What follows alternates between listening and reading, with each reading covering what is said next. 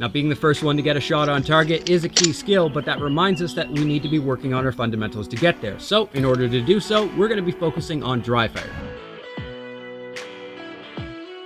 First aspect I really think we should be talking about is weapon safety, because obviously dry fire is something that can get very quickly out of hand if we don't take the proper precautions to make sure that we don't have ammo or any type of fuel in the gun that could project that ammo out. Now with airsoft guns, dry fire is a little bit tricky because every gun is going to have a different fuel source. In this particular case, we've got CO2 cartridges that go into the magazine. Pretty hard to get one of those into the gun accidentally, but again, just better to be safe, make sure there's nothing in there at all. If you've got an internal tank, then maybe you'll need to empty that either by pressing on the valve or by firing the gun until it's dry. At that point, we need to do an inspection for any ammo that may be still in the gun, so make sure the magazine is completely empty. And then you're also going to want to check the gun itself, make sure nothing is inside of the mag well, and then also check down the barrel, make sure you've got a clean barrel, and then at that point, you're ready to begin dry fire training.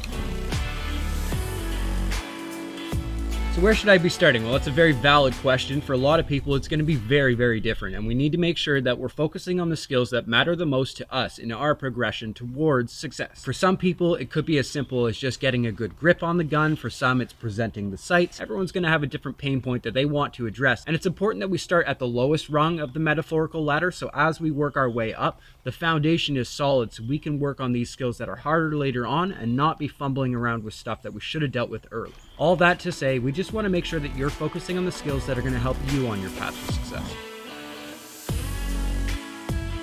One way we can more easily identify where we should be working on is by breaking larger tasks down into smaller ones. Now, for instance, it's really difficult to train a pistol draw from 0 to nothing. It's a lot of skills all happening at once, so it's a lot easier to break things down into a bunch of key steps. What I'd like you to do is, as I'm describing each one of these steps, I'd like you to try them out, give it about 10-15 reps, and just see how it feels, because by the end of this video, if you're following along, you'll have a much better idea of where you're actually struggling in your draw. So let's break it down. We're going to start with the initial gripping the gun portion, where we're actually grabbing the gun and drawing it from the holster, because this is the first action that we do every time we need the pistol. So being able to confidently grip your pistol and find it every single time without looking is going to be very important. Now, looking it back into the holster, I would recommend, as it's just easier to be safer and do it in one go instead of trying to fish for the holster and wasting time. You can do it a lot cleaner if you just look it into the holster and be done with it. Now, the first part is making sure we've got a consistent grip location every time that we reach for the gun, because we want to make sure that this isn't changing, because if we grip it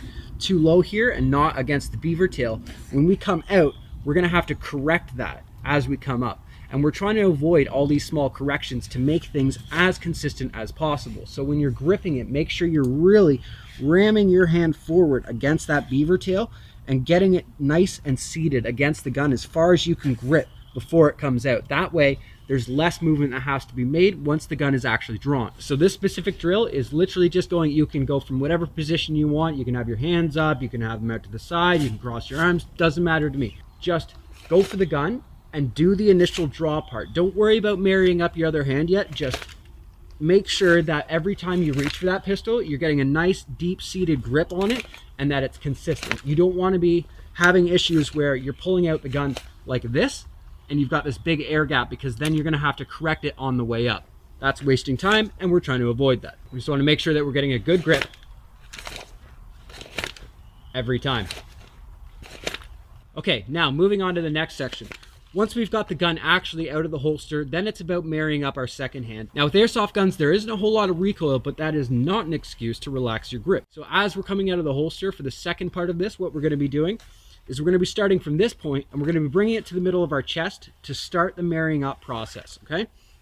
So we'll go from here to here. So just make sure that we're getting a good married up grip. Now, for some of us, it's going to be different. Our hands just don't fit on the gun as well. It is always going to be possible to get the 4-finger grip on like this. This is how a lot of people do train it, and there's no issues with this. But however, I've just always been a proponent of having my finger out. Once we're sure that we're actually getting our hands together a little bit more confidently after the draw, then we're going to be moving quickly on to the presentation phases. And this is where we're transitioning from still technically drawing the weapon to getting the sights up and getting a sight picture and being able to determine that we're ready to take the shot. This has nothing to do with the trigger pull yet. We're literally just making sure that we can go from here to here. Now you can use anything in your environment for this, but ideally make sure you're aiming at something small, so your sight picture has to be very accurate before you pull the trigger. So now we've gotten to the point where our hands are married up and we're ready to present towards the target. And the main goal of this is making sure that when we present the gun upwards, that the sights aren't drifting past our target too much. We want to try to get it to the point where when we bring the gun up, it stops and settles on the target as we intend. The next step of this is the actual trigger press. This is where we're going to be making sure that we're pulling the trigger in a way that's not disturbing the gun. Now, the main point for this final training exercise is to make sure that as we're pulling the trigger, we're not causing undue stress to the gun or ourselves that's making it wobble or our sight shift or anything like that that could be throwing us off target. Now, on every gun, there's something called a wall, and that is the point where you can start to squeeze the trigger, and then that right before that hammer dropped was the wall. So you can put a little bit of pressure. This trigger doesn't have much travel on it. And that right there is the wall. If I squeeze any harder, the trigger will go off. And that's where you should be shooting from every time, because if we start our trigger pull from here, it shifts the whole gun. So when you bring the gun up, it's just a matter of intuition, and you can put it right on the wall and just fire when you need to. It's really important that you figure out where the wall is on your trigger so you know exactly where you should be holding it right before you break that shot. It will give you much better accuracy, I promise you that. As we're bringing it up and we're making the conscious decision to fire, we're taking our finger off the slide, bringing it down to the trigger, bringing the trigger to the wall, and then when we're ready to fire, we finish the pull. So we're just gonna do that a few times. Start there, feel it, and let it go. Now, if you really want to hone in on anything, we'd stress that you do that, because isolation is going to be one of the best things that you can do to help improve any individual skill. Let's say, for instance, that you haven't quite figured out where the wall is, well then just focus on that. So this is the point. If we can minimize all these unnecessary movements and wasting time trying to finesse our sight picture, get a better grip, all of these things, then we're going to become not only more proficient shooters, but more efficient shooters and faster shooters. We'd just like you to remember that at the end of the day, you're going to have to tailor every one of these to your own needs and what you want to do to level up as a player. Now, these were just some basic drills, but we're going to move into some much more advanced ones next time, and they're really going to help you step up your game, so make sure you're subscribed for that. As always, thank you so much for watching. Class is dismissed.